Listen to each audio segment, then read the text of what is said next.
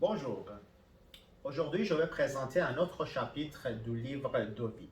Ce chapitre vise à aider à l'organisation d'une marche dans la rue avec un enfant ayant une déficience intellectuelle et un TSA. Prendre une marche dans la rue ou dans un parc est un loisir simple et plaisant. Cependant, pour un jeune ayant un TSA avec une déficience intellectuelle allant de moyenne à sévère, l'exercice n'est pas toujours facile. La meilleure façon d'y remédier est de prendre avec lui une marche au quotidien en suivant un trajet simple et routinier. Pour certains enfants ayant un TSA, avoir un objet symbolique de transition dans la main pendant la marche à l'extérieur peut être sécurisant. Ceci aide à éviter certains comportements difficiles dans la rue et idéalement, il faut utiliser toujours le même objet pour marcher à l'extérieur. Afin de familiariser un jeune qui a de la difficulté à suivre ou qui fait des crises à l'extérieur, à cette activité, il serait mieux de commencer par une courte marche qui part d'un point A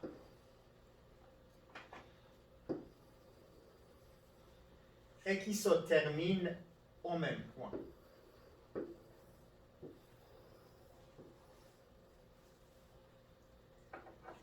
C'est aussi important de mettre à la disposition de l'élève un outil visuel qui détermine en fait combien de tours qu'on va faire. À chaque fois, à chaque sortie, on donne cet outil à l'élève, on le place à l'extérieur. Par exemple, dans ce cas, on fait comme 2 tours.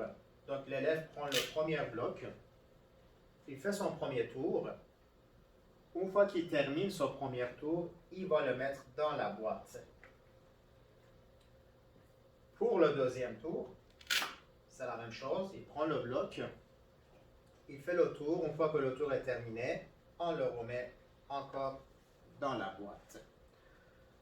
Une fois qu'il n'y a plus de blocs sur l'outil visuel de l'élève, cela signifie que la marche est déjà terminée. Donc, on donne l'outil à l'élève au complet et on le dirige vers l'intérieur. Donc, c'est toujours important de commencer la marche d'un point et le terminer au même point. Graduellement, nous pouvons ajouter aussi une pause dans la marche, comme s'asseoir sur un banc pour un temps limité avec un sablier ou une minuterie. Avec le temps et la répétition et une meilleure connaissance de son environnement, l'enfant acceptera une marche plus longue et d'autres changements dans sa routine de marche habituelle sans trop d'efforts de notre part. Ainsi, la gestion de l'activité devient plus facile. N'oublions pas que les repères visuels et les consignes courtes et claires sont essentielles pour la réussite de l'élève dans cette activité. Merci et bonne journée.